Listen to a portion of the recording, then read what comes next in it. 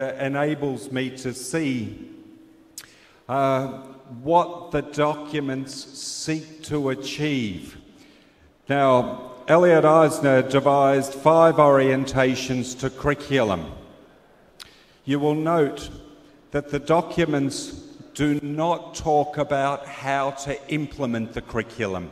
It does not talk about the methodology. It talks about perhaps the outcomes of the kingdom. And being a very forward-thinking document that was designed by someone sitting in front of me, Mr. Abdullah Al-Badri, and others, there, it addresses a lot of the things that the National Transformation Program and Saudi Vision seeks to achieve. The first orientation curriculum is academic rationalism, direct intellect growth in those subjects most worthy of study. Now, traditionally, those subjects have been the language, the L1 language, in this case Arabic, and also math and science, and also Islamic here with a little bit of social studies.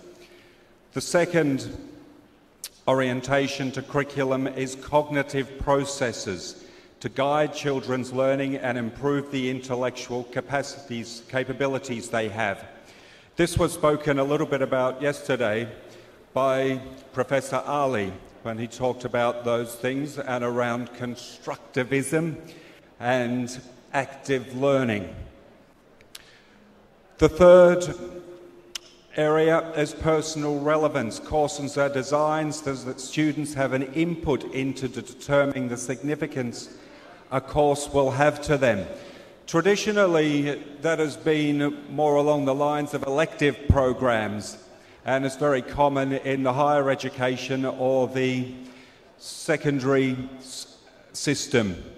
And it can be seen that the great Kingdom of Saudi Arabia is moving towards this direction in the after-school activities, extracurricular activities, and the extra hour that's been added to the school days, where students do have a little bit more flexibility in what they are doing. Now, the fourth orientation to curriculum is social adaptation and social reconstruction. It's divided into 2 parts.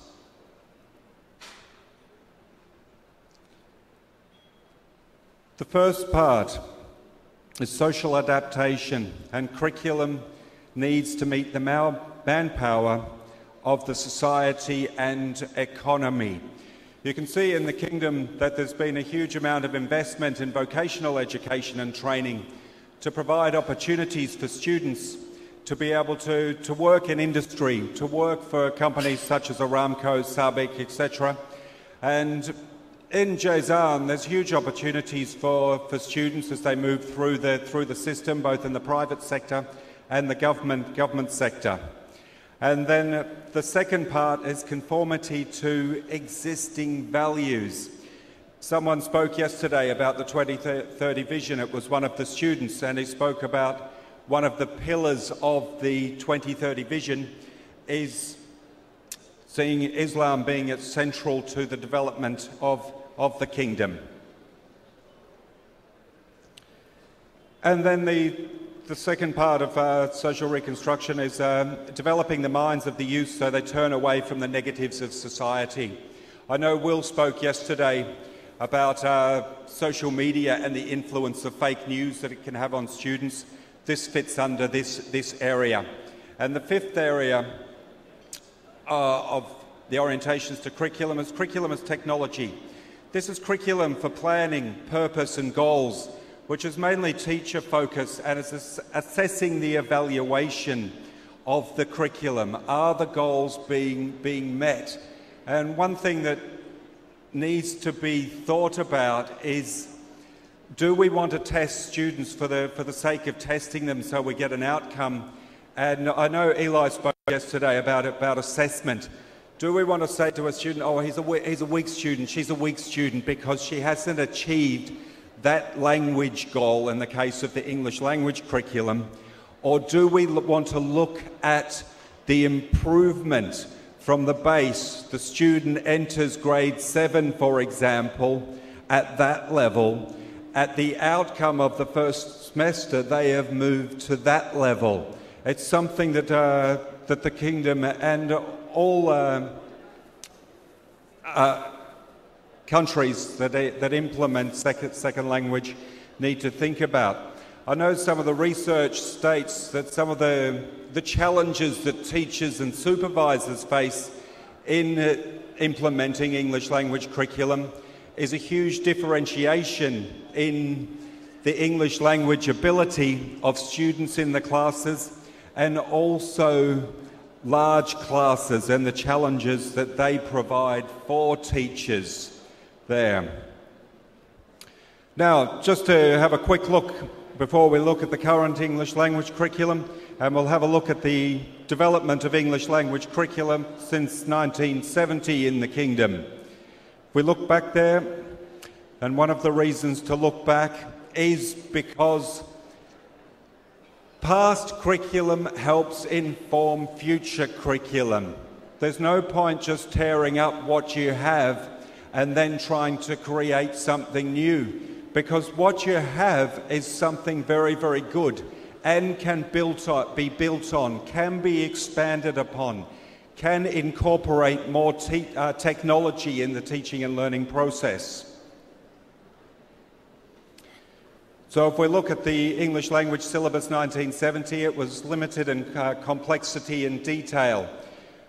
But it also states in that document that one of the objectives was to be able to include the goal of nurturing students' critical thinking skills through reading English text.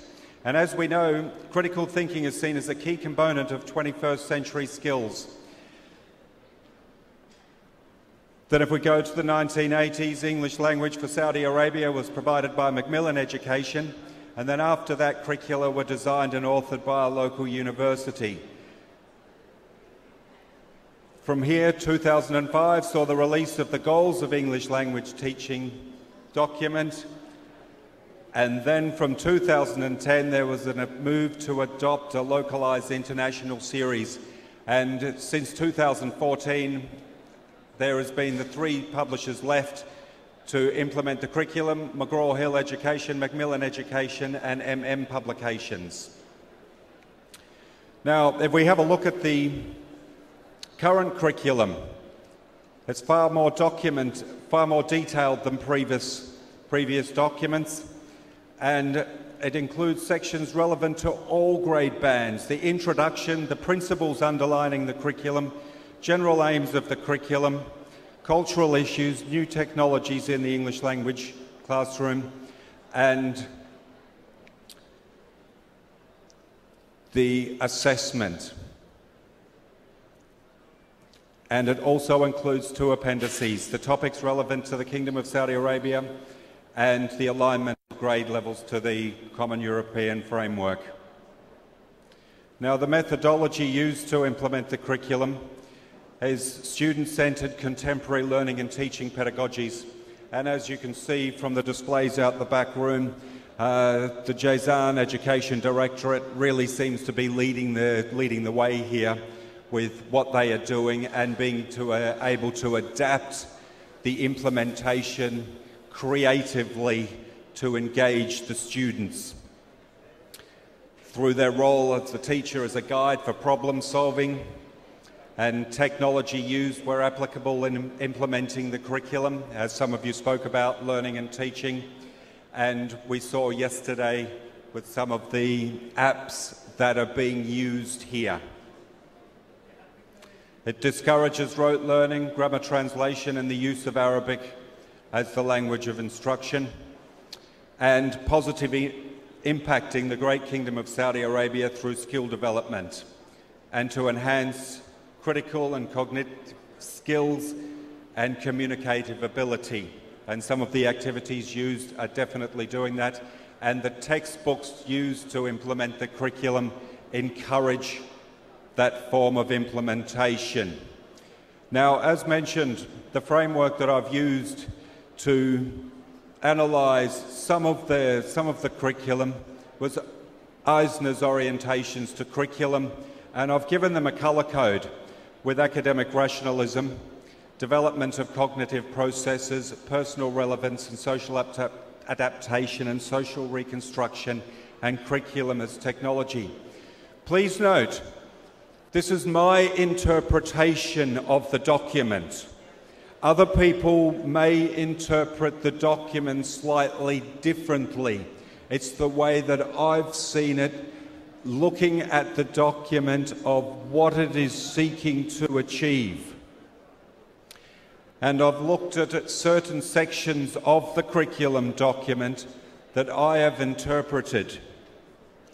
As we can look there, and we see the introduction, and we see a lot in the light blue section there, which is 4A. And if we look at 4A, it's the curriculum needs to meet the manpower needs of society and the economy, which is the blue section here. So what is the Saudi Arabian English language curriculum doing or attempting to do to provide job outcomes and employment for the youth of the Kingdom of Saudi Arabia, the future? And as some of you may be aware, approximately 2/3 of this great nation is under 25 years old.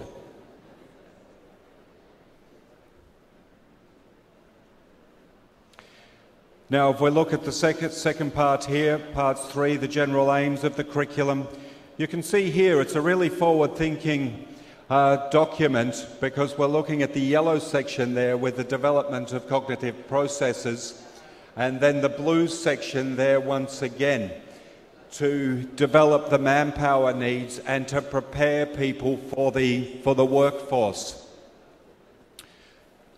Now, I'm more than happy to make this presentation available to everybody here so they can have a look and see how I've interpreted it, and to see if they would interpret it differently, because this is my interpretation, my opinion based on my readings. And then the second part here, as you can see, we've got a lot of student engagement here through the development of cognitive processes, and we can see the green sections there, where I've interpreted some of these green sections to be appropriate to personal relevance. The personal relevance, the way I've interpreted it, if you see section 5.5, for example, learner-centred work opportunities for collaboration, sharing of ideas, self-reflection and reflection. It provides the opportunity for students to be able to develop their own ideas. What are they getting out of the text, and how are they communicating and developing it with each other? And then once again, down the bottom section, we've got the relevance to the kingdom. Now here, if we come to new technologies in the ELT classroom, you can see I've placed that under personal relevance. Some people may disagree with that and see that it's perhaps a work outcome. And the reason that I placed under personal relevance is Saudi Arabia is one of the most connected countries in the world digitally. And the students do engage with each other and do use the technology, as I can see from some of your work at the back of the room. And then the final section that I've got here is assessment. And this is the evaluation curriculum as a technology. Is the curriculum delivering the outcomes that it seeks to achieve? Only 5 minutes. I'm going to have to burn through this. Suggested topics relevant to the Kingdom of Saudi Arabia, which is Appendix 1. You can see here Saudi culture, history, local and regional knowledge, Islamic identity, more personalised with national interests at its core while producing global thinkings. And the suggested topics demonstrate the forward-thinking construction of the current curriculum and its contribution to the objectives in the NTP 2020 and Vision 2030. The professional standards for for English teachers is a document that could be seen to have influenced the construction of the curriculum, and it focuses on what the teacher needs to have, the skills and the abilities to implement the curriculum. It looks like the skills, listening, speaking, phonics, and language acquisition to be able to implement that and develop the student skills. And it's concerned with the contemporary teaching and learning methodologies. Now, if we look at the 9th Development Plan, which can be seen as the predecessor to the NTP 2020 and Saudi Vision, it's a big book. It's approximately 400 pages, and you can download this on government sites there. The 8th Development Plan is more detailed, and it's very focused on education, which looks at continual improvement, the standards of living and the quality of life for its citizens. If you look at your great province, the great province of Jazan here, you can see the development and improvements from the 8th Development Plan, which was 2006 to 2010, and also 2010 to 2014, of what your government has done for your province. It looks at the development of national human resources and employment, balanced development throughout the kingdom, not just in the major areas, and improving competitiveness. I'm going to skip through some of these quite quickly, but you can see some of the things there. Provide professional development for teachers there, develop the students, eradicate illiteracy, continue to improve content and structure of the curriculum, something that the Ministry of Education has done extremely well in the kingdom, continual development. The trends talks about the critical thinking skills, horizontal, vertical, diagonal integration of curriculum areas, something that was spoken about yesterday, very important, that can be done, so there's more alignment there, and the methodologies used to implement it. As was spoken yesterday, and it's included in the 9th Development Plan and other areas, self-learning opportunities for teachers and high school students. One of them is through the English for All program there, which is available on the EIN portal, along with all the other teaching and learning resources. It's the English for All program. You can access it through here, which is implemented with international partners, EF, National Geographic Learning, the British Council, Voxy, Rosetta Stone, IDP and AMID East. I encourage you to have a look at English for All and see what it can do for you. See what it can do for your students. I won't... Now, the Boston Consulting Groups, what matters? What Saudi students want? What do they want? What do they want to be able to deliver for the future of the Kingdom of Saudi Arabia? Education and career opportunities are areas of concern in the shortcomings of the education system. Admittedly, this research was done in 2014, so it's about 4 years ago. And I know and I've seen what you as educators and you as supervisors have done since then. Now you can see they're very satisfied with the education system's ability to teach Islamic and basic academic subjects. However, they think that they need more on communication, critical thinking, teamwork, and problem solving. And this document does contribute to the objectives of the NTP 2020 and the vision.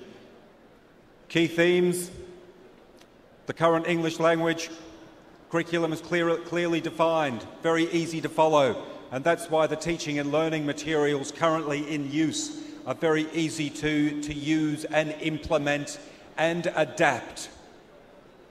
There's alignment between education goals and economic development, ensuring that education practices are consistent with Islamic beliefs. and students need to gain local and regional knowledge.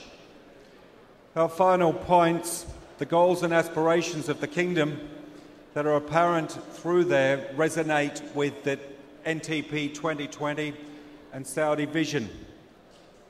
And the NTP 2020 and 2030 provide the stimulus for the Kingdom to drive itself forward. And that is up to you as educators in the K-12 sector, to be able to drive your students forward, both as a nation, but also as parents, also as uncles, aunties, cousins, and also for the development of your province in particular here for your students. And we've seen some wonderful students up here over the last couple of days there. Now, we're going to be looking perhaps at a future curriculum in the future, and that curriculum will be most likely informed by the standards developed by the Education Commission, the current English Language Commission, I know I'm going to finish in a minute, feedback, current and future trends, government documents, most likely important, the NTP 2020 and the Saudi vision. I'm sorry that I've gone a little bit quickly, and I hope it wasn't too theoretical for you. I tried to diversify my presentation away from some of the other great presentations which focus more on the 21st century skills. And I'd like to thank Jazan and all the people here for having me, for coming today, for enabling me to walk around your great city. I've loved being here. I hope I get to come back. I love Saudi Arabia. I hope I get to stay forever. And I thank you very much. Also to Mr. Abdullah Al-Badri, one of my heroes here. He was the one that produced the great current curriculum. My friend and my brother, Mr. Abdul Rahman Al-Freya, for providing the limitless opportunities for professional development. Everybody here that's come here and presented for you. We're very honoured to have Mr. Eli here, one of the authors of your textbook, and that's why it's quite easy in your province to implement the high school curriculum. Thank you very much, Jazan. I'm very happy. If you want my presentation, ask Mr. Ahmed. Thank you. Shukran jazilan. Thank you very much, Mr. Brendan, for your magnificent presentation. I appreciate that. I think your introduction was actually better than my presentation, Mr. Ibrahim. Not at all, no. Yeah. Now, we will honor Mr. Brendan, our sincere guest.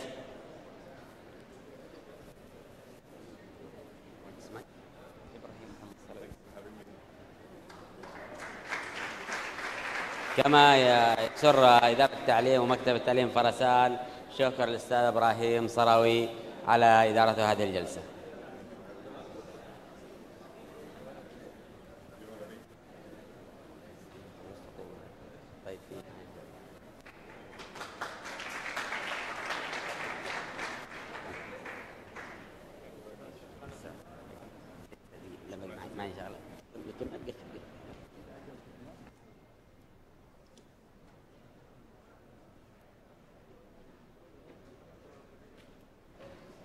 يسرنا في مكتب التعليم بفرسان أن نتقدم بالشكر والتقدير لرئيسة الشؤون التعليمية السابقة بالمكتب الأستاذة صالحة الرفاعي، وكان لها تكريم بالأمس ولكن مع إذاعة الأسماء السريعة.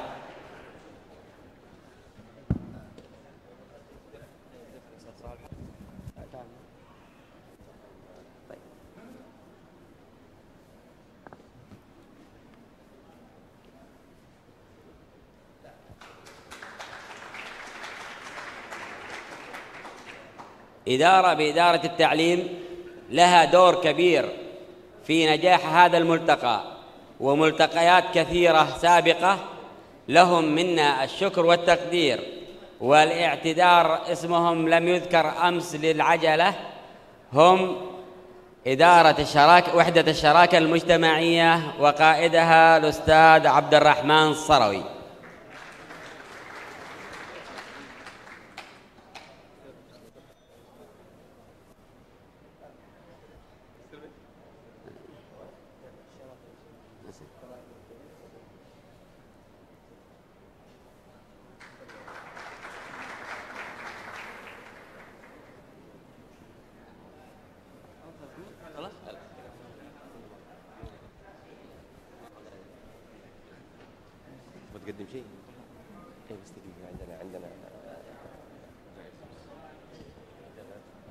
Well, now we will know the fourth winner of Wall Street course.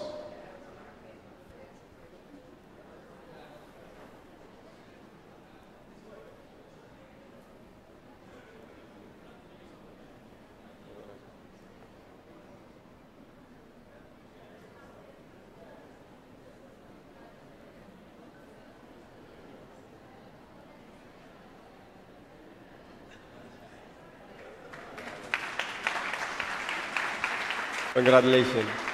You can go to Wall Street Corner now to write your name. Thank you, Mr. Sekal. Thank you for everybody. Thank you for you. Thank you for Mr. Brendan. And now we have a special participation from student Ziyad Ahmed Abu Talib.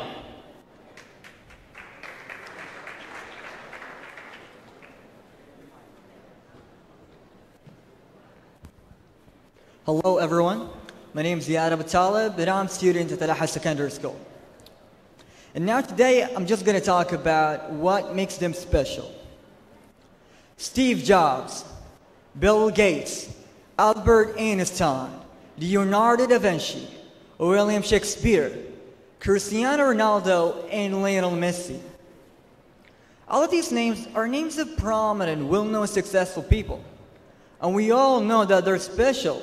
But have you ever asked yourself what makes them so special? And have you ever asked yourself what is the difference between you and Steve Jobs or between you and J.K. Rowling?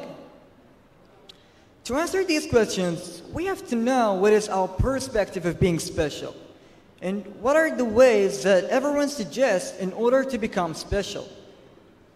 The idea of being special that we took from our parents, which is in order to become prominent in the community, we should study hard and then work as a doctor or an engineer so we get titles for our names and get a high salary in addition to the respect of the people around us.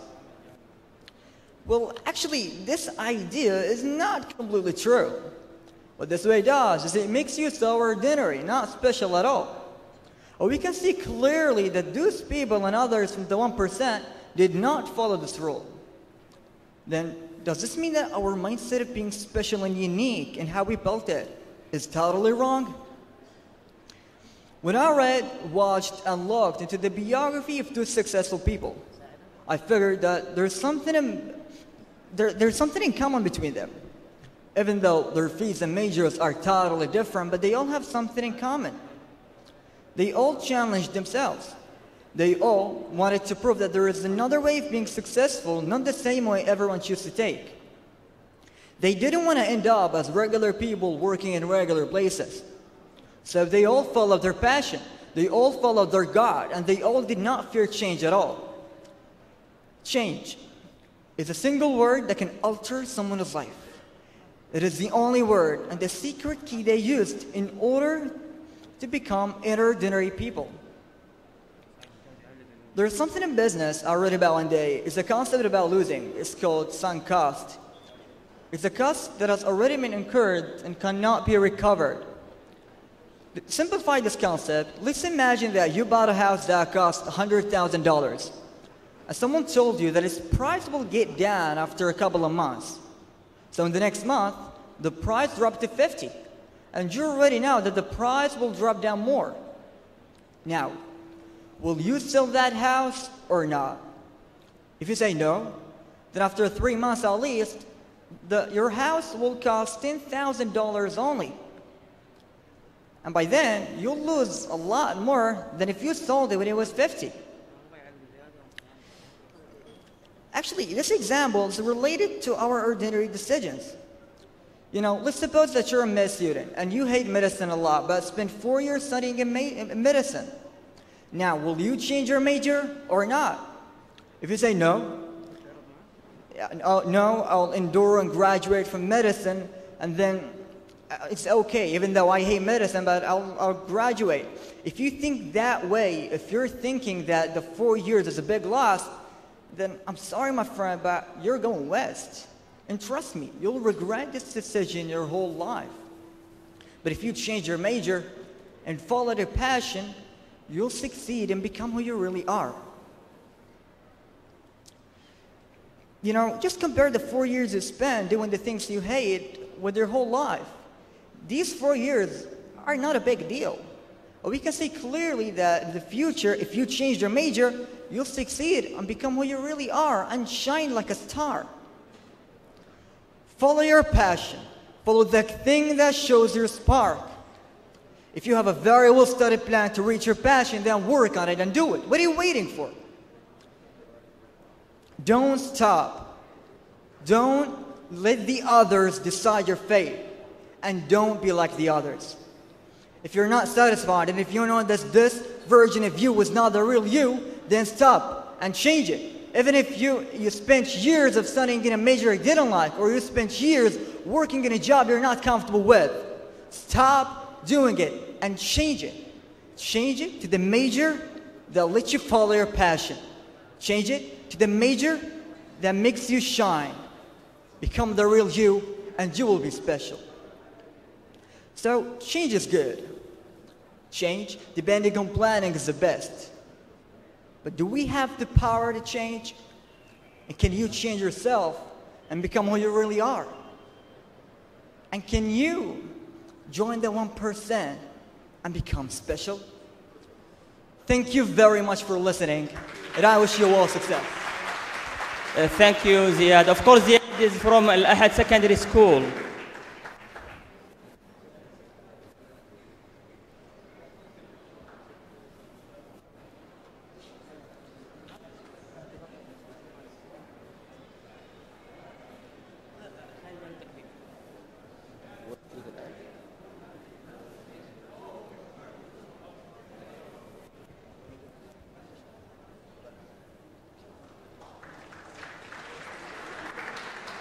Congratulations, Ziad.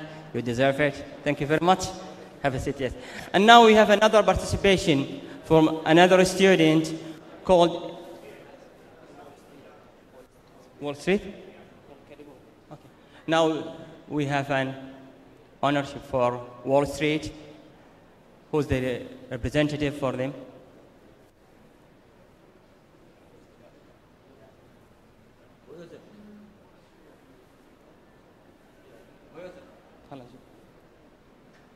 You're welcome.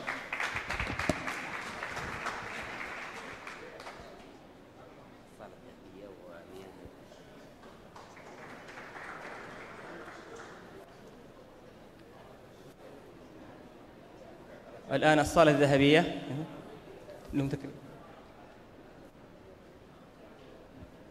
Okay, we have another participation from Isam Kureri from Abu Hajar Al-A'la Secondary School.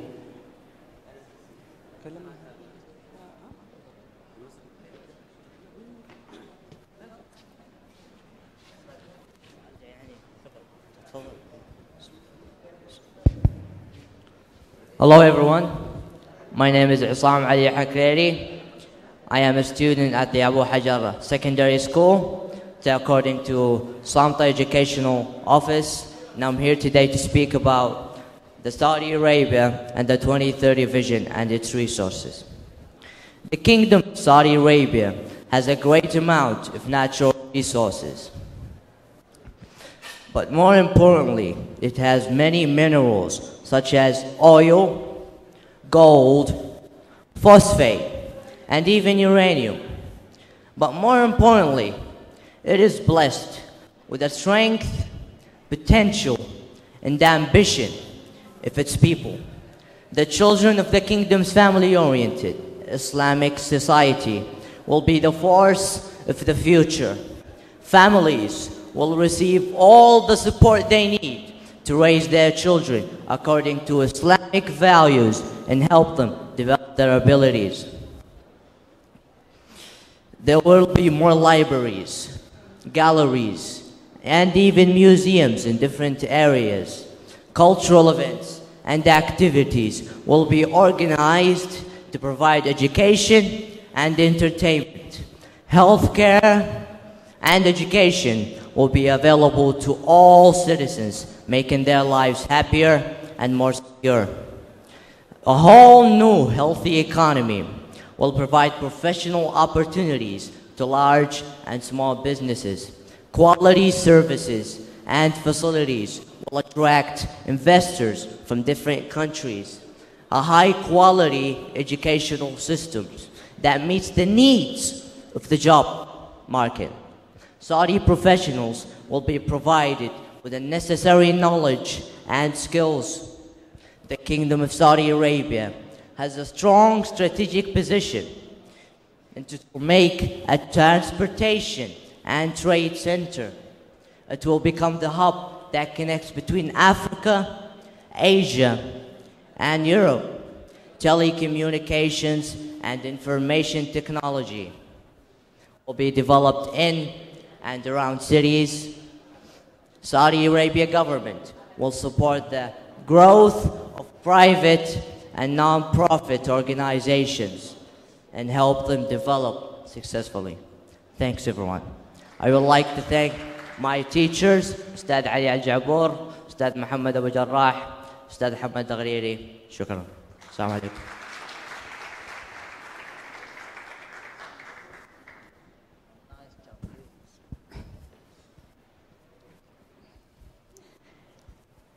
Ladies and gentlemen, this is Thabit Al-Wadani, and how inspiring, honorable, and enthusiastic to stand in front of such amazing audience, to listen to powerful presentations that deliver by creative guest speakers. Saif Abdul Hafiz. When it comes to English language learning community in Jazan region, his positions as English language teacher at the Jazan University and currently a director of studies with Wall Street English have allowed him to create opportunities for his students to flourish and inspire them to thrive. The 14 years of experience in language teaching have resulted in giving him a clear vision of the most successful and fruitful language approaches, methods, and strategies in language teaching, one of which is blended learning. Blended learning is considered to be one of the most effective approaches in language learning because it responds to the learner's needs in our modern and technological era. Saif Abdul Hafiz will draw upon his own experience and other experiences all around the world to demonstrate how to implement that approach in a Saudi context. And he will shed light on the benefits and challenges. Saif, we are eager to get inspired by your thoughts. My amazing audience, please show your eagerness by welcoming him by a big round of applause. Saif, the stage is yours for the coming 35 minutes. Inspire them. 35 minutes. Inspire them.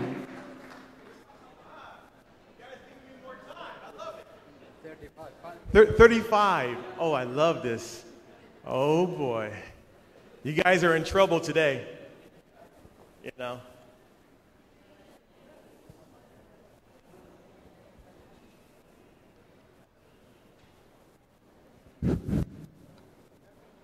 Okay, cool.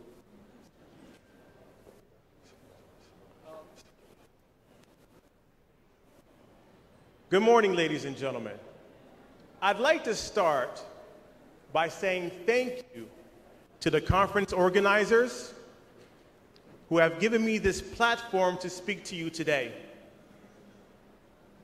I'd like to thank Mr. Ahmed Hamzi for this tremendous opportunity.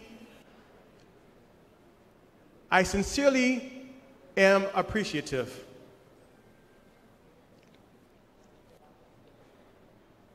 I also like to thank those of you who are sitting in the audience, former students who are now my colleagues and co-workers who I consider as friends. It is truly an honor to be standing in front of you. I came to Saudi Arabia about 14 years ago. I came to specifically Jazan. My teaching started at Abu Arish, or in Abu Arish at Jazan Teachers College. I can never forget that day. If I had to describe it with two adjectives, I would say terrified and sweaty. Oh my God, it was so hot. And God for Nivea. Couple sprays here, couple sprays there, I'm good. All right, but there are two kinds of heat that I experienced that day. The first heat was the unrelenting heat of Jazan weather, but also the heat of the warm welcome that my students gave me. Because for some of them, actually most of them, it was their first time meeting an American. But I didn't see myself as special. As a matter of fact, I was humble. They were watching me and I wanted to prove myself. There is a quote I live by, and I want your participation to see if you know this quote, okay? All right, is everyone with me? All right? All right, I'm going to start the quote. Let's see who can finish it, okay? Ready? Okay. The quote goes, when one teaches, oh my God, to learn. As I taught, I learned. I learned what my students responded to and what made them bored, what my students liked or disliked. I learned what was culturally appropriate and what was looked down upon. Word of advice to you female and male teachers, more towards the male teachers. When introducing English language, when it comes to clothing, you might want to steer away explaining to your male students what a bikini is. It was kind of an awkward moment, all right?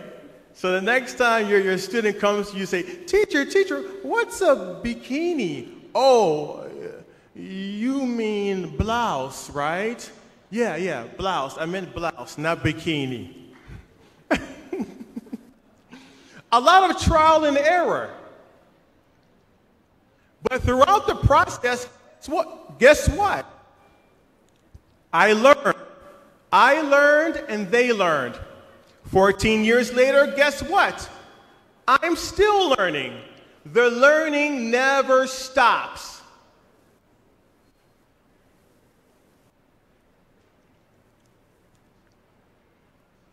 I come to you today not to tell you what's the perfect method or the ideal method of teaching or learning English. I only come to you today to express my experiences with a learning method that I've been participating in the past year. And that is, ladies and gentlemen, blended learning.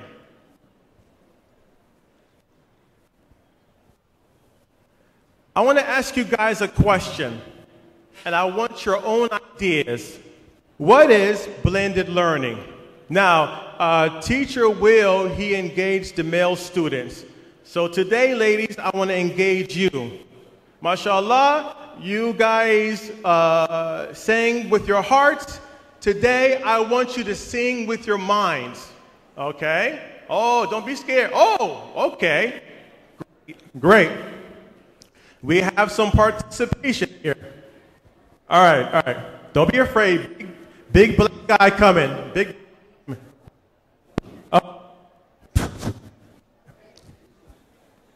Hello? Hello? Okay. Excuse me, miss. What's your favorite fruit? Apple. Okay, apple. Great. Can I have another one? Okay. Excuse me, miss. What's your favorite fruit? I think orange. Okay. Okay. So we have an apple and an orange. Can I get one more female participant? Hello? Miss? What's your favorite fruit? Burger. Okay, let's try that one again. What's your favorite fruit? Pizza. Pizza. Okay. This is not going how I planned it, okay? Okay. We got an apple and an orange. Okay. Okay, I'll just answer for you ladies. Let's say banana. Okay. Now, let's say you combine an apple, an orange, and a banana. Okay? Now, what kind of drink would you get? You'll get a pretty tasty drink, right? That's what blended learning is. Wahid, next slide. Blended learning combines the best of online and classroom learning to give students a more insightful look into any subject. It's designed to maximize any subject that you want to introduce to your students. So blended learning is very important. Now, I would like to actually show you a video, if you don't mind. Next slide. Okay.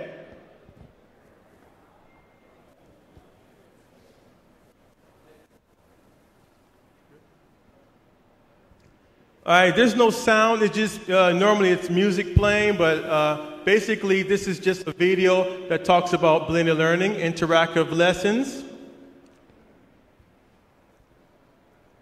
Okay, you can tell, you clearly see that's a computer there. And then a student manual, which I'll explain a little bit.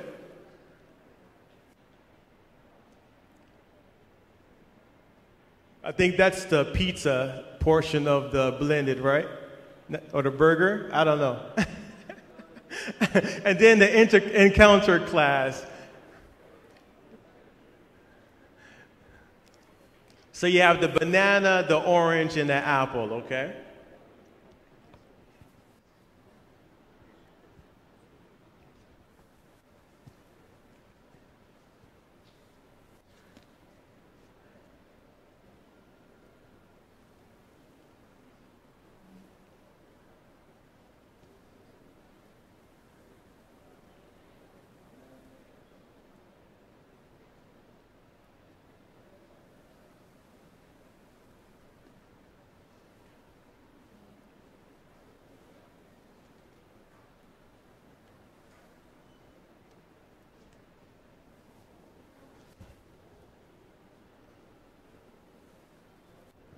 Okay, thank you, Mr. Wahid. Next slide.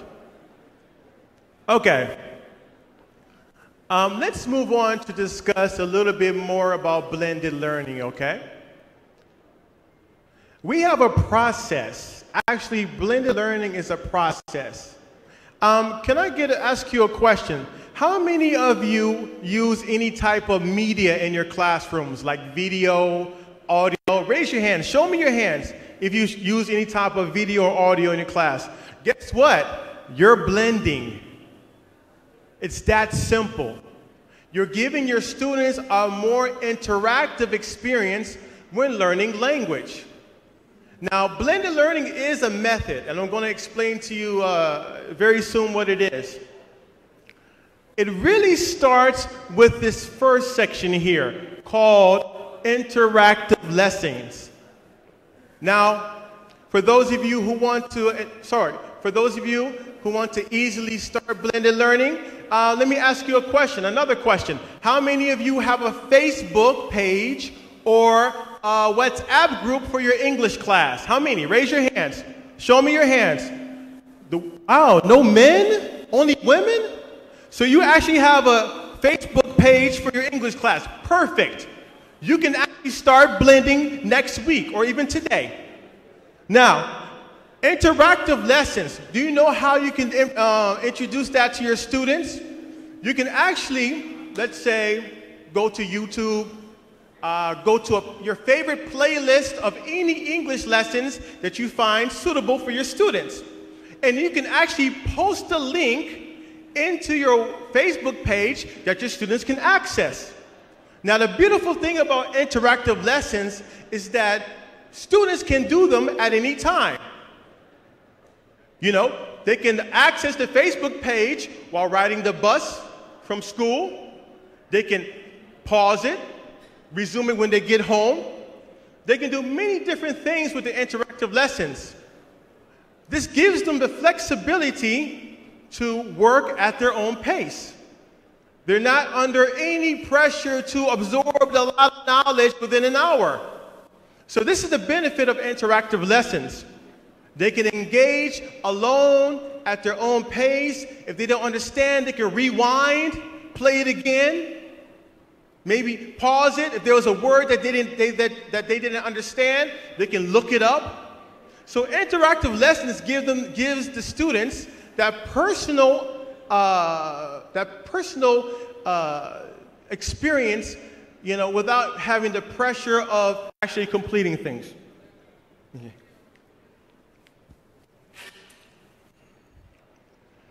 The next part of the blended learning cycle is workbook activities. Workbook activities. Can I ask you a question?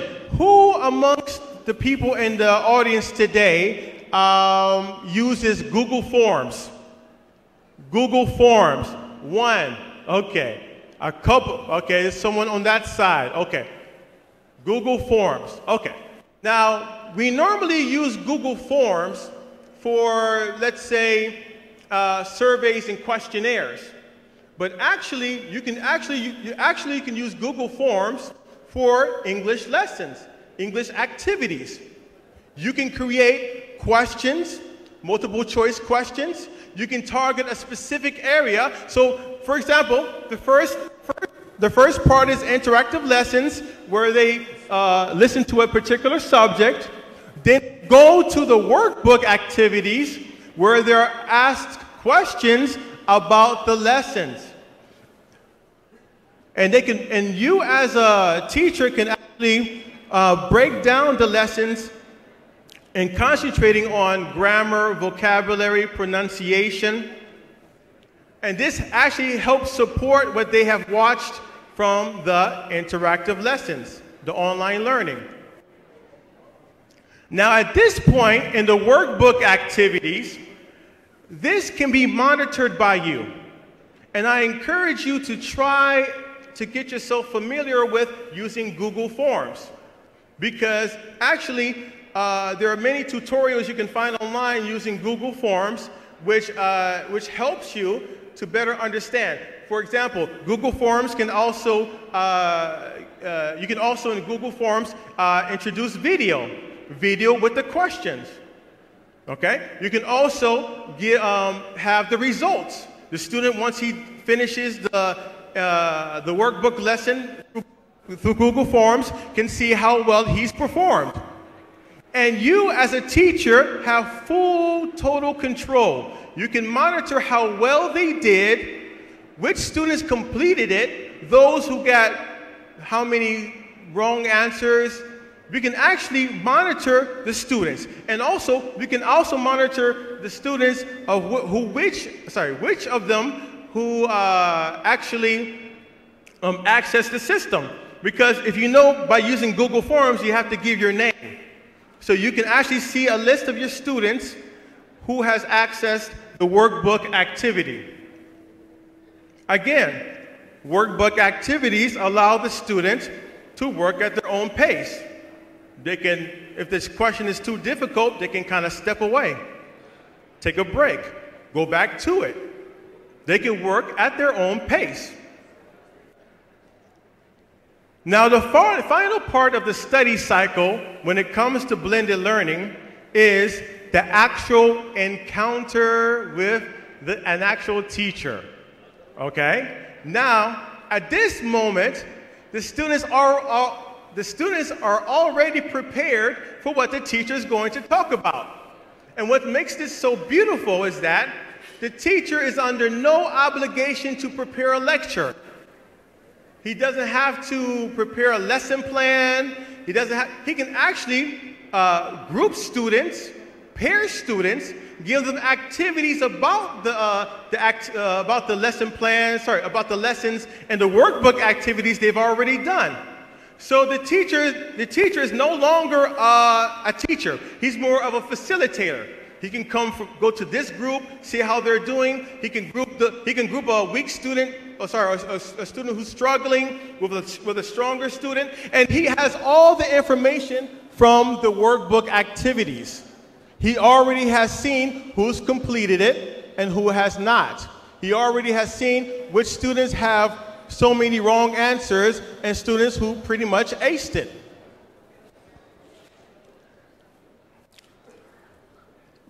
This gives the teacher the opportunity to experiment. And this actually brings the creative side out of the student. The students are no longer under pressure to perform in the classroom. He or she can actually relax, no anxiety. Okay. Next slide. Now, when it comes to what we call a flipped classroom, does anyone know? Okay. Does anyone know what a flipped classroom is? Now I'm going to engage some of my male students. I see you. I'm going to engage some of my male students. All right, I'm going to go to Mr. Amr. How are you? Okay, just give me your idea. What is a flipped classroom, in your opinion? No wrong or right answer. Actually, it's been crossed to my mind, but I'm not really sure about the flipped classrooms. Is it the classrooms which is online or interactive classrooms? Yeah. Okay, no problem. Yeah. Okay, how about you, Turkey? What is a flipped classroom to you? First of all, I like your pronunciation to my name. And second of all, I guess a flipped classroom is when the classroom depends on the students rather than the teacher in order to make the process of teaching inside the class. Okay. All right, with anybody else? All right, Uthman? Actually, most of the work is done by the students at home. So when they go back to school, they only do the exercises and do the tests, stuff like that. Bingo! Ding, ding, ding, ding, ding! Uthman, collect your prize. All right. That is exactly what a flipped classroom is. It is a reversal of expectation. Students are no longer under anxiety to perform in the classroom because they've already done the work at home. They've watched the lessons, they've done the workbook activity, now they can just relax and have fun with the language. In fact, a flipped classroom in its simplicity is classwork at home and homework in class. This helps both the learner and the teacher. It takes a huge burden off their shoulders. Sorry. Yeah. Just heard good news. We have 10, maybe 15 minutes. Okay, they just gave me more time. Oh, yeah, I love this. Okay, all right, so let's move on and talk about some of the benefits of blended learning, okay? All right, now I'm going to go back down to the males to see what they think could be some of the benefits of blended learning. I'm going to go to the master here, man. The master, Dr. Ali Arishi. He is a library of knowledge, and I'm going to use an Arabic word, which is wallahi. I respect you so much, sir. I've known him my entire time in Jazan, Saudi Arabia. He's one of the first people who I have met, and he's always been there, and I really appreciate what you've done for this Jazan region. I sincerely do. Now, if you don't mind, I'm going to put you on the spot, okay? Now, in your humble estimation, what do you think is or are one of the benefits of blended learning? Well, I think depending on what we said, from theory to practice. Yesterday we were talking about theories, all of us who presented, and today I see that we are going into the practical part of the blended learning. Actually is what can give us, all the things we need. It's a student-centered classroom. It's a classroom actually where you can mix a lot of things at the same time, with which you can really achieve the best you can from the way you teach inside the classroom. That's blended learning. I think that's my opinion. Thank you so much, sir. Thank you. Thank you. Thank you. Who else can name a benefit of blended learning? You're looking right at me, man.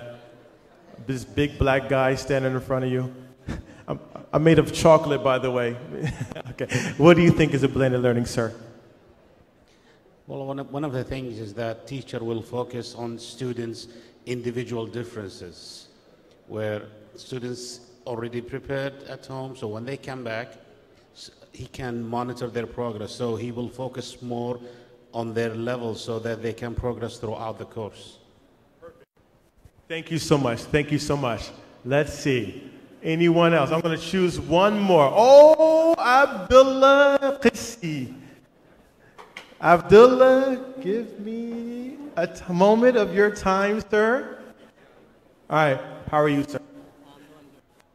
Okay. What do you think is one of the benefits of blended learning? I think it is more comfortable for the students, and it is more funny, and they can interact with each other, and together they will learn. Yeah, it is more comfortable. Yes. There is no more stress on students like receiving instructions from the teacher. They are doing it with their own. That's it. Thank you. Thank you so much, Abdullah. Thank you so much. Okay, I'm going to make my way back up here because I do not want to go over the time, even though they've given me more time. What do you want me to do? Dance for them? Come on. Oh my God, I can dance a little bit, but I'm not going to do it now. I love the way the Jazan people dance at weddings, man.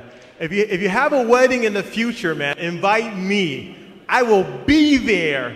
I will eat mendi and I'm a dance. Man, you guys know how to party. Definitely know how to party. To some of you who haven't been to the Jazan region, believe me, these guys are some of the most hospitable people, the most welcoming people in Saudi Arabia. Even to other Saudis, Now, I've been to Saudis. I know how tribes work and all. But what's one thing unique about Jazan in particular is that you're welcoming a lot to foreigners. Believe me, man. My students did something very nice for me yesterday. It actually brought tears to my eyes. I'm not going to delve into too much of what happened, but you guys, man, you guys are one of the. I was like a baby, man, to you. Really, you don't realize it. I was like a baby, and you guys, Jazan Teachers College, man, you guys rock. You guys rock. You never notice, or you never see the seed that you plant when you first plant it. But to see the fruit 10 years later, and to see some of you guys got hair on your faces, mashallah. Guys are men, mashallah, married, have children. I feel very old. Okay, so let's go into some of the benefits of blended learning. Okay, time. First benefit, and these, as a matter of fact, this is not to take away from what any of you contributed. As a matter of fact, there are countless of benefits to blended learning, but I want to concentrate on just a few of them, which is time. Time management. Time is very important when it comes to the language instructor because the teacher can actually already know who struggles with the material. So he can just focus on those who really need that personalized assistant. He doesn't have to waste his time for students who already have a good grasp of the material. He can actually utilize his time better, focusing on those students who really need that extra work or that extra help. So it does save the teacher time. As I mentioned before, preparing lesson plans or lectures saves time with that. He can actually focus more on activity-based things to do in class. All right, next one. Oh, okay. Okay, confidence. All right, students who already have studied the lessons and have done the work at home come to class with confidence, with no anxiety. They've already done the work, so their expectations to perform in front of others are minimal. They don't have to actually be worried of making mistakes. They've already have a good amount of knowledge and practice from the online lessons and the workbook activity. So, and basically, whenever it comes to any second language acquisition, confidence is one of the key elements for success in this particular area. Okay, interaction. Interaction is more fruitful when students are interacting with each other and with the teacher. It actually produces something better for the students in general. All right, they can feed off each other. They can take criticisms better. All right, because they already have a foundation within that.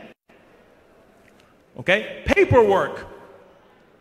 You no longer have to photocopy exercises from a book. You no longer have to photocopy, different, things. It saves you a lot. It saves you a lot of time, especially a lot of paperwork, because everything is digitized online and it's saved. If you have a Google Drive account, that's it. You have now access to a digital library of or at least a digital database of all of your students, and you can monitor them without any use of paper.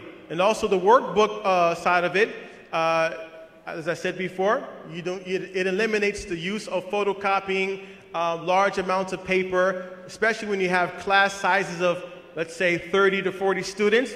It can be a lot of paperwork there. And the last one, I think, is parents. Now, this one I'm particularly excited about because parents now have an active role in their child's learning. How? Because through Google Forms, parents can actually be involved or even monitor along with the teacher. They can see the progress of their child to see, okay, if they've done the assignments or not. They can also see the results. They can actually be a motivating factor when it comes to pushing their children to perform better. So parents is a key factor when it comes to the blended learning process. Not a lot of people talk about parents, but once parents are in the know, so to speak, once they have knowledge of how their child is progressing, then they can actively be a part of that progression. 1 minute, okay. Okay, all right, so very quickly, guys, is blended learning for everybody, yes or no? Quick answer. No no's. I like this. Woo, baby. Okay. Listen, if you're nervous about starting to blend, I have news for you. There is no wrong or right way to blend. Let me ask you a question. What if a student cannot access the lessons online? What can you do for them? Do you just throw them in the garbage? Say, get out of here? You don't have internet? Anybody? Okay. You can actually give him a CD of the lessons or a flash memory of the lessons. There are other ways you can go about it. How many schools here do not have a computer lab? Listen carefully. How many schools here do not have internet or a computer to access? You don't. You're the only one. Okay. Which means the vast majority do. Which means if a student has not done the work at home, he can actually do it at school. You can actually spend that personalized time doing it at school.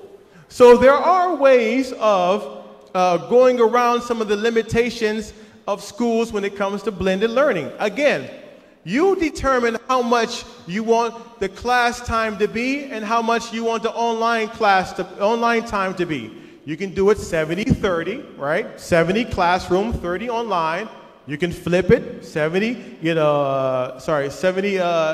online and 30 in the classroom. It's really up to you how you want to do it. Okay, I have used my entire duration of the time. I appreciate you. Thank you. I urge you all to start blending right now, today, or as soon as possible. Thank you. Thank you, Mr. Saif, for this powerful and thoughtful presentation. I was always wondering about his student passion, but today I have recognized the reason for their teacher. Now, Mr. Yasser, please come to honor our guest speaker, Mr. Saif Abdul Hafid.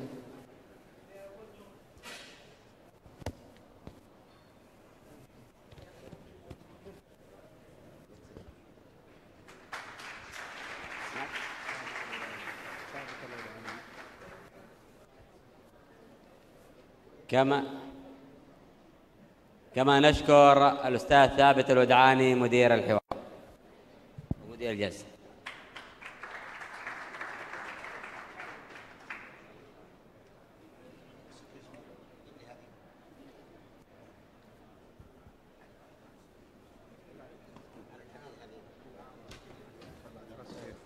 في أبها بس أنا درست السنة هو ما شاء الله.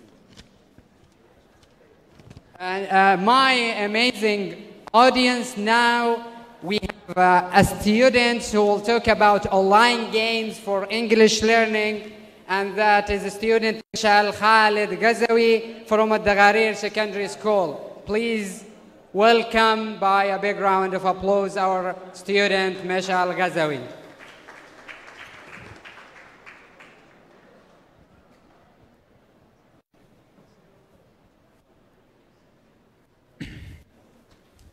Assalamu alaikum.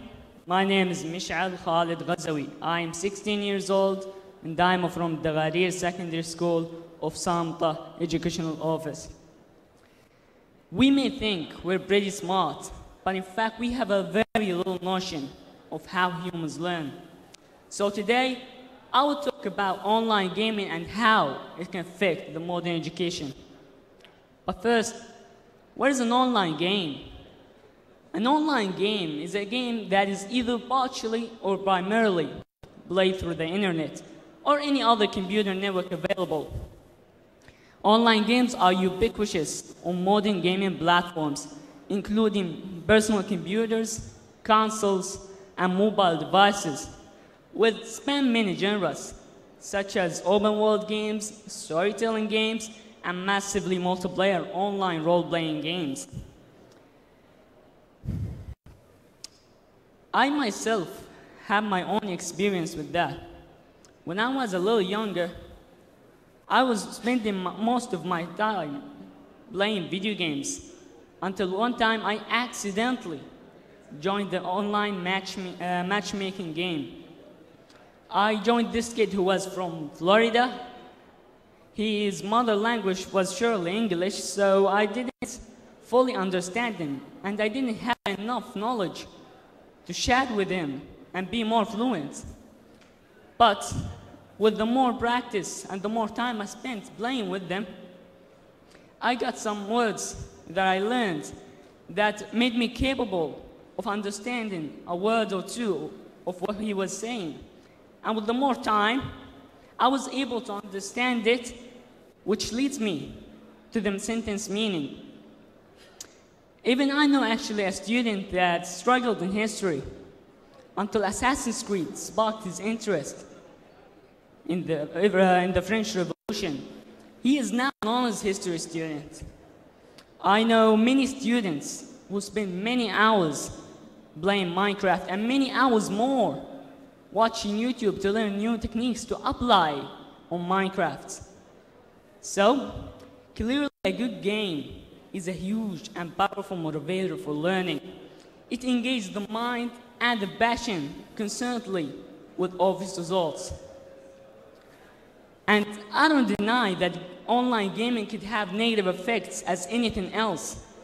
But according to researchers and experiments, it surely has more positive effects than the negative ones. So with that, and with the remarkable growth of the gaming industry, we can admit that gaming can boost and enhance learning in a way that we can finally enjoy learning. Thank you.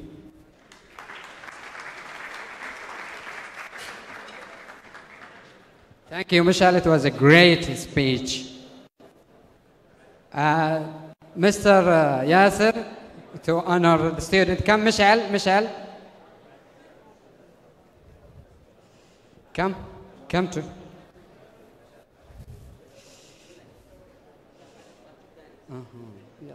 Okay. Okay, come here.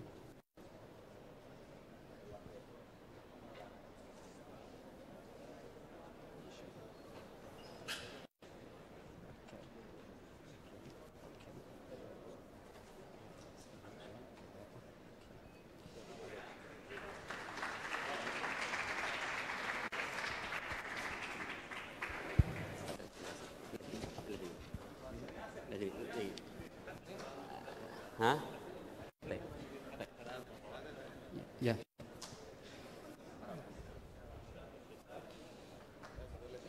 Student Muhammad Shaddad, he will present after that. تكريم للصالة الذهبية ومياه مروية. هذا الاثنين.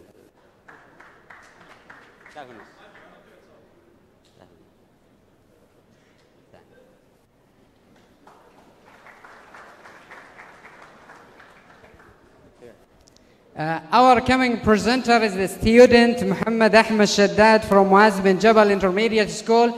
And the most amazing about this student who is fluent in English, that he hasn't been outside Saudi Arabia in a native speaker countries before. Please welcome the student Muhammad Shaddad.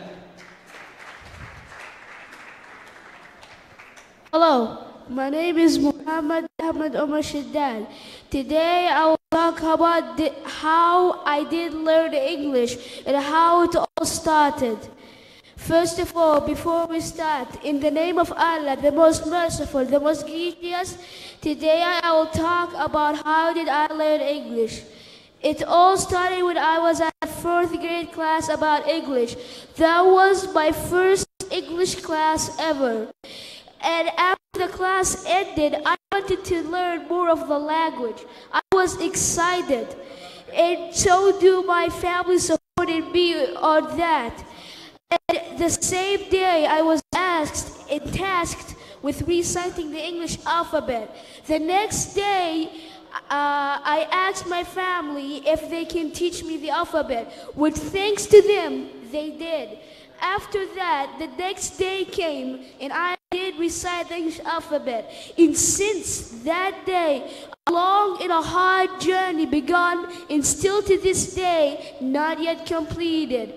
I began using my family's provided sources, things such as radio, internet, television, etc., to my advantage as a learning opportunity for no single real. And after 7 years of learning English through these normally provided sources, I learned the basic version of any English in the world. But here's the problem in our modern society.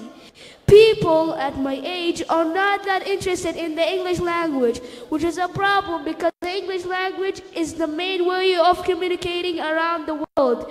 And it's a problem that many people at my age are not that interested. And we have to begin supporting them and making them interested in this language, because it's one of the easiest and most important languages around the world in the globe. I want to thank you all for listening and giving me this big opportunity to come in this stage. Thank you so much, and I want to give a special thanks to my teacher, Ali Brek. Thank you so much, and until next time, farewell. And we thank you, Muhammad. You were great, and that's explained, or that tells us that how can you improve yourself without traveling outside? How the power of self-learning. So please, a big round of applause for Muhammad Shaddad again, please.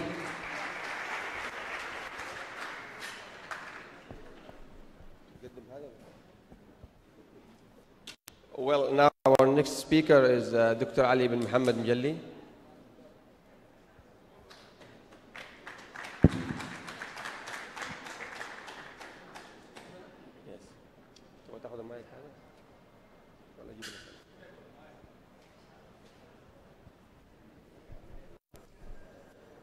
Dr. Ali has worked in the field of education as a teacher and a researcher since 1999. His areas of interest are instructional design, differentiated instruction, and functional linguistics. He has attended several conferences on education, both in the kingdom and abroad. He was a member of Building Leadership for Change through School Immersion training program at Monash University in Australia, 2017. He holds a BA in English, an MA and PhD in Curriculum and Instruction with concentration on TEFL. Dr. Ali, his speech will be about teaching speaking skills, a functional approach.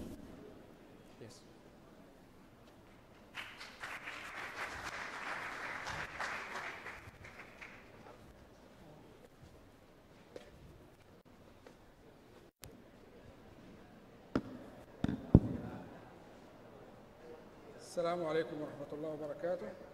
بسم الله الرحمن الرحيم، والصلاة والسلام على أشرف الأنبياء والمرسلين سيدنا محمد وعلى آله وصحبه وسلم أجمعين. Today I am going to speak about teaching speaking skills, a functional approach. First of all, I would say what is the meaning of the title. What I mean by the title, we all know the meaning of the word teaching, which is the total practices of the teachers inside the class in order to help students learn. And I mean by functional, this means a language use, and the approach is a guide, is a kind of a guide for teachers in order to improve their students' speaking skills.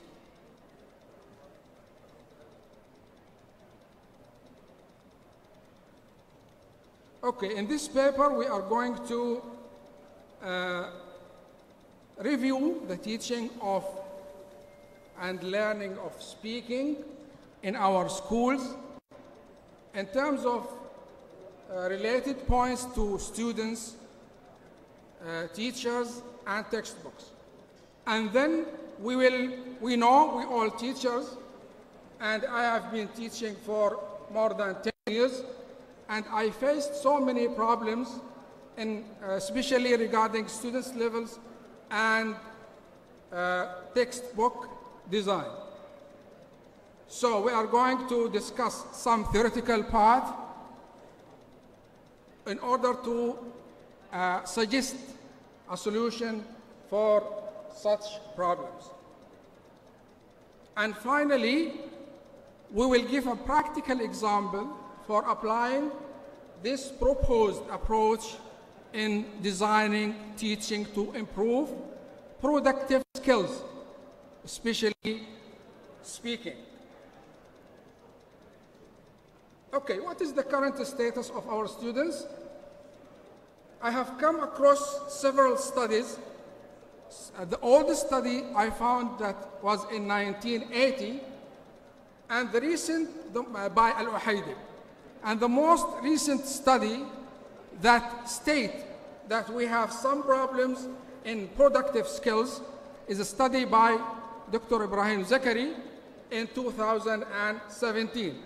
So these 39 years maybe stated that those studies stated that we have a problem in the productive skills of our students. How about teachers?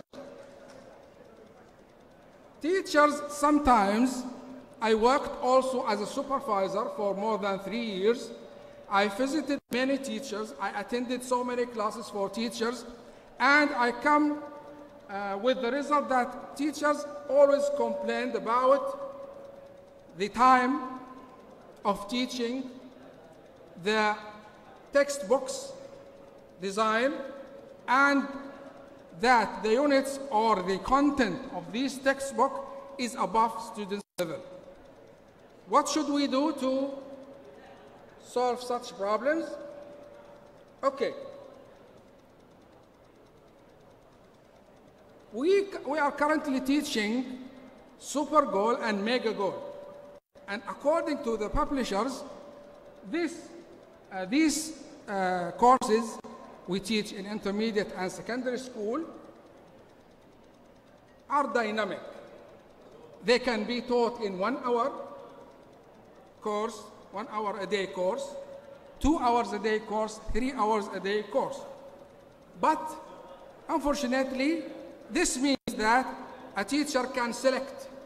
He can select what suits his objectives and what suits his students. But there is no clear criteria for such selection. So what should we do?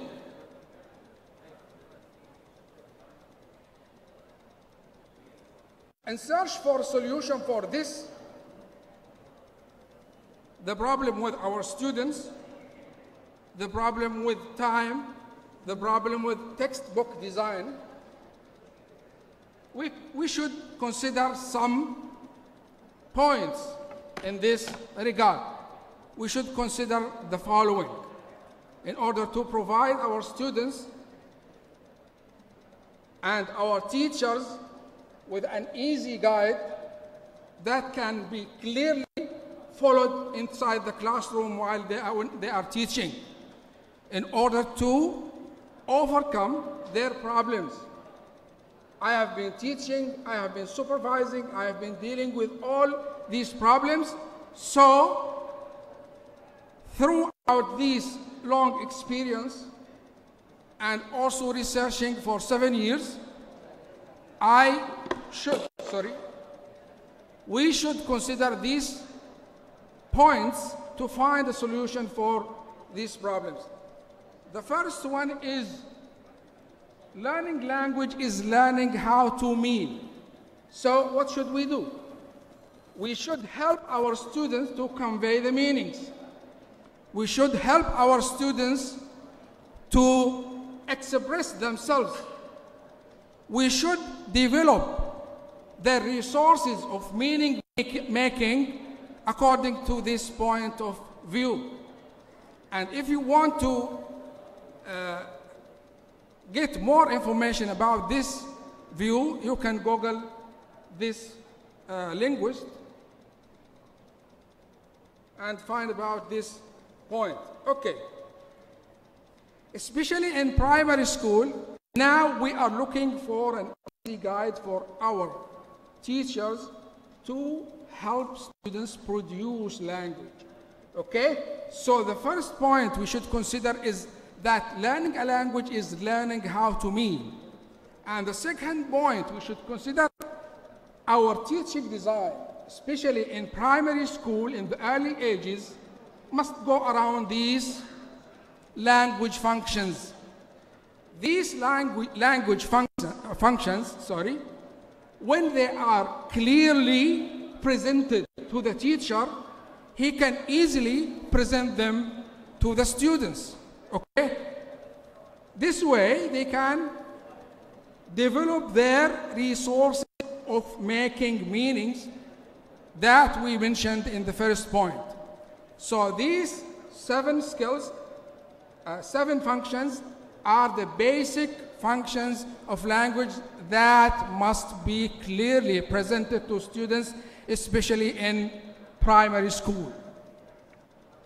So our teaching in primary school must be designed around these 7 functions. Okay?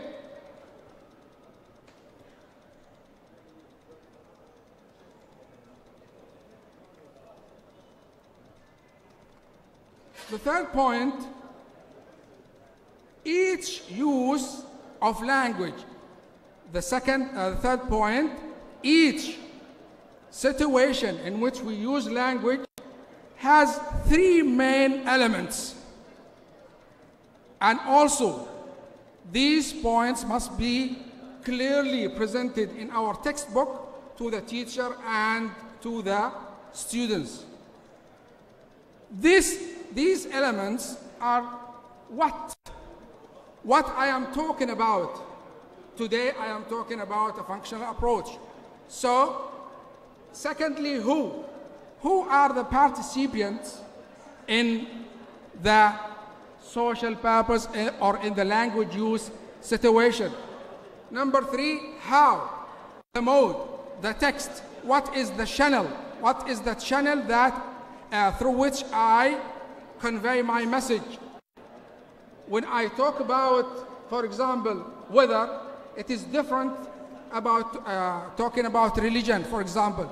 When I send an email, it is different from writing an essay or delivering a speech. So we need to consider these 3 elements too. Next.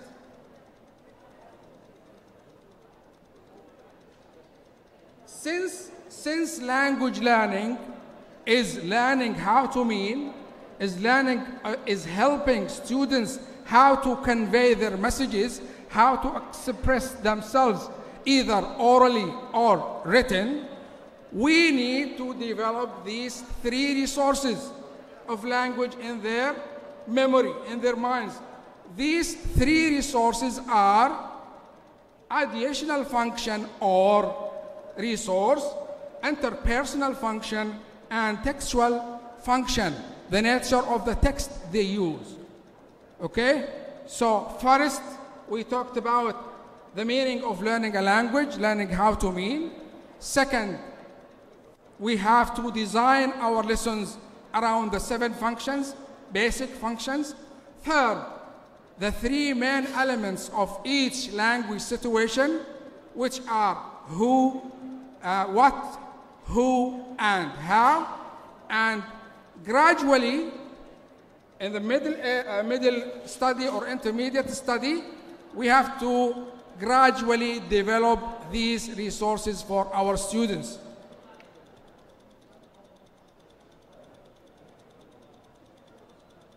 Okay, look at this diagram. In this diagram, it is clearly clarifies clearly the points that we talked about.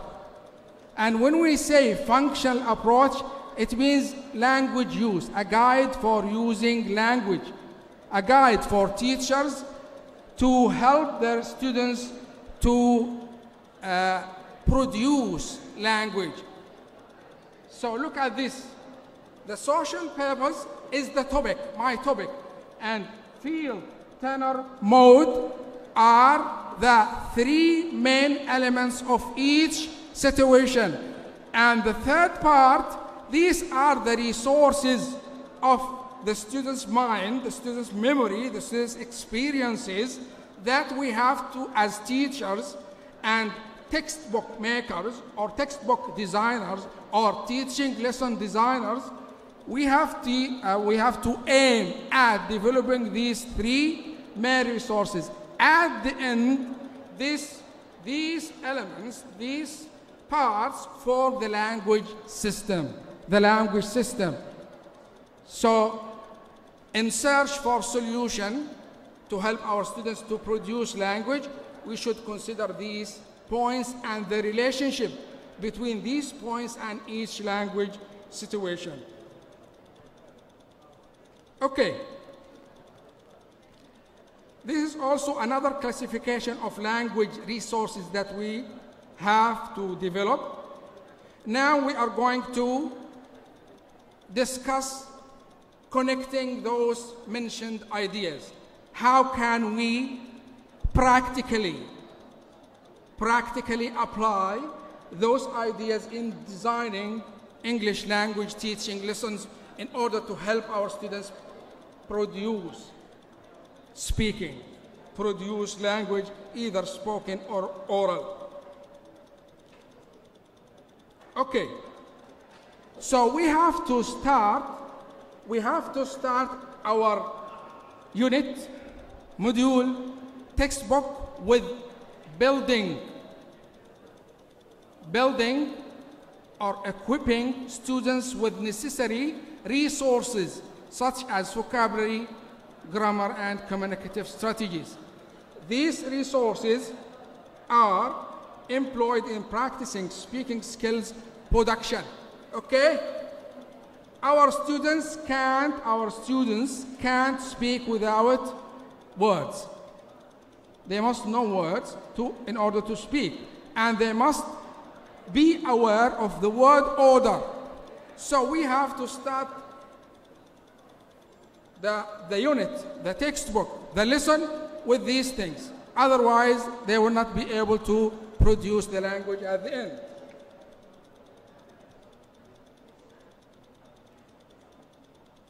Secondly, so the first thing is we need to develop these resources, which means vocabulary and grammar, clearly speaking. And then we have to enhance the use of language resources through lessons of receptive skills. What are the receptive skills? They are listening and reading. First, we provided the students with vocabulary and grammar.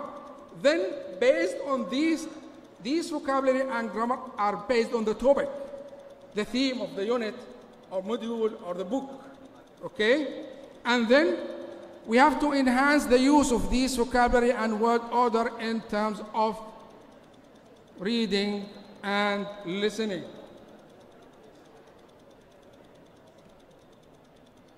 And also we need to connect all these things to the basic 7 functions of the language in order to easily and gradually develop our students' resources of making meanings.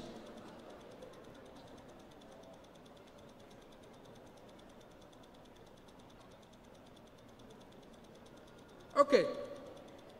As we are giving our teachers clear guides, they will be easily dealing with and presenting their lessons because they understand what they are going to present, what they are going to teach. So speaking skills production lessons come at the end of each unit of study after students develop the required meaning-making resources. They are vocabulary, pronunciation, grammar, and other required strategies for learning and again producing language.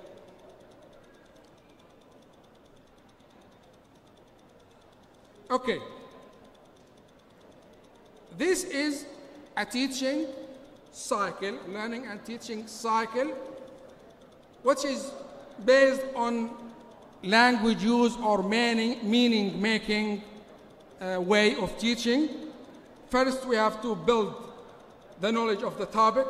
Secondly, practice, model, text, listen, watch, and read. Cooperative creation of a new text, cooperative with other students, okay, and the teacher in order to help students to produce language. And then independent creation of a new text and assessing students' learning formatively and summatively.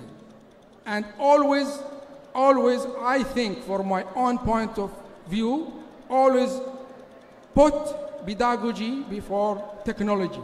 Technology is only a way in order to facilitate our teaching.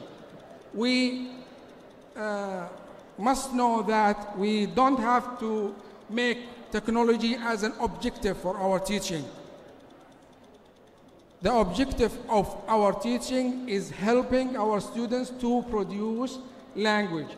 And using technology, ICT, this can simplify this task. Okay. This approach or this teaching guide for using language and the idea that learning a language is learning how to mean is widely used, especially in Australia, New Zealand, China, Singapore, and it is successfully used in both teaching language and learning through language. Okay, so now I'll provide you with an example taken from Mega Goal 1. And these 6 points are the points to which we can use to redesign our currently used textbooks to make them easy for our teachers and our students. And teachers can use these points to redesign their lessons, especially in intermediate and secondary school. And I applied this on 3 units of Mega Goal. So first to redesign this unit careers from Mega Goal 1, we determine the objectives of the unit, and this is the most important point in our proposed approach, which is processing the content. Sometimes I feel lost when I go through the content of the unit. Do you agree with me, gentlemen?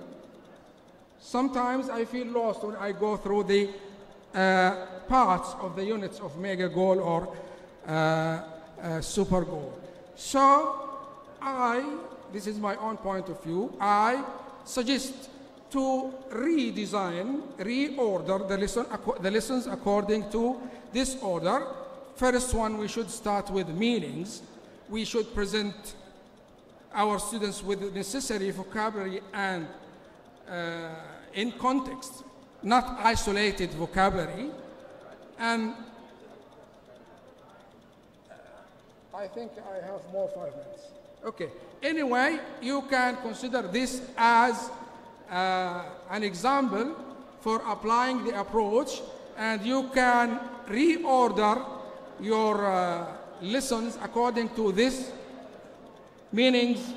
How do you say it? Sharpen your ears. I can understand it. And production, language production must come at the end. Okay? So you will not feel lost anymore. And if you need the units redesigned according to this suggested approach, I will be happy to provide you with them. Thank you very much for listening, and thank you for the ones who give me the chance to be here. Thank you.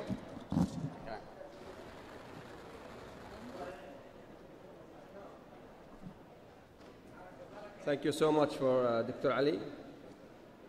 And would you come here, please?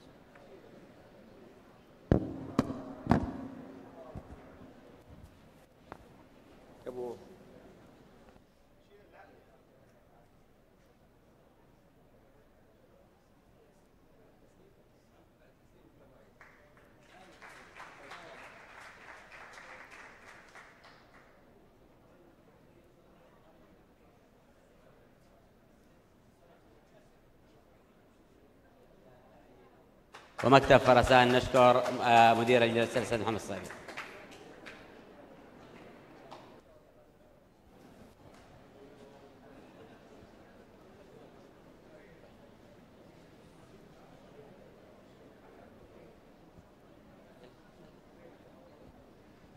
Well, now we will know the fifth winner of Wall Street course.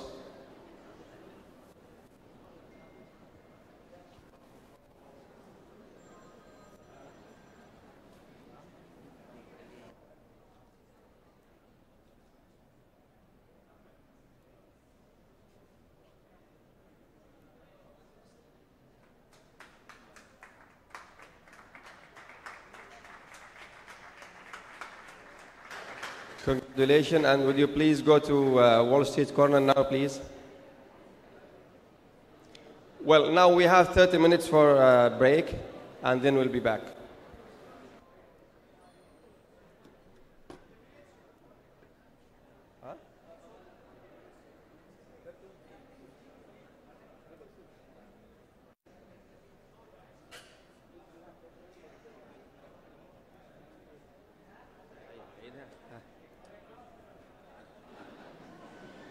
The break will be 30 minutes.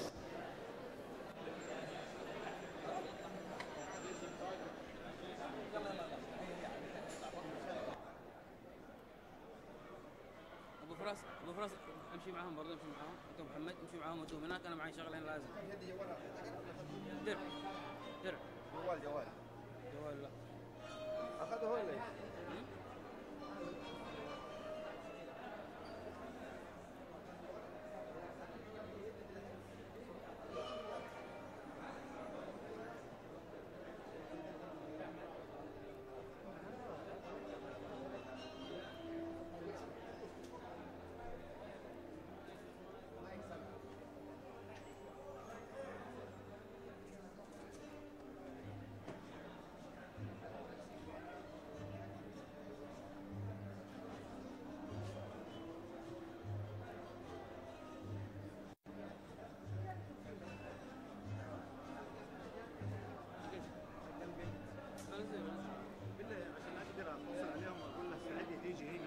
النت بس يجيني نت.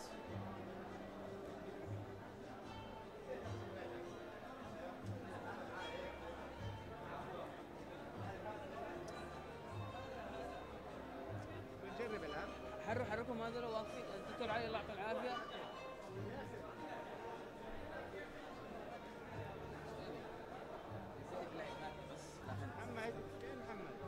محمد اتاكد انها موجوده ولا ما هي موجوده، اهم شيء. اي الجلسه كم؟ بعد استاذ بكر انا بعد. في الجلسه الثانيه يعتبر الجلسه الثانيه الورقه الثانيه. لانه اذا اليو اس بي فيه شيء ولا حاجه حنتصرف من بدري. هذه الفكرة. ما تعرف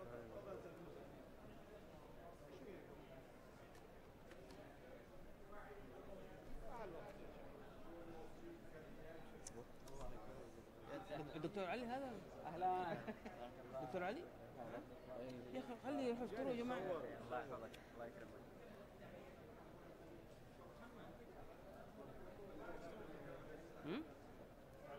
ابغى انزل تعرف عليه ولا لا؟ معناته المدخل هذا في مشكله. لا بعضها يشتغل عليه.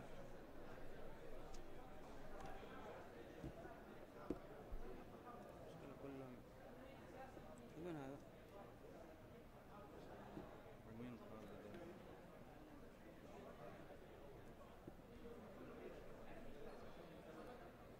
الله يستر. اما الفلاشات من بعد الجهاز ده من اجي احط الفلاش فيه ما عاد تضمن.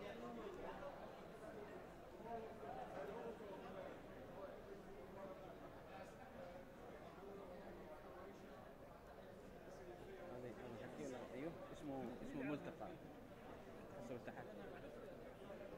مين؟ ملتقى اللغة الانجليزية. ليه حدا؟ طيب يا اخي اعرضه خليه شغال. تأكد بس. هذا هو؟ ايه 26 شريحة بس تأكد من اللحم. بس انا انزل لك انا اشوف خلاص الان في حرزة. انا حافظه في مجلد. طيب حتى ممكن اغير اسمه. اي ممكن تغير غير احمد خضير.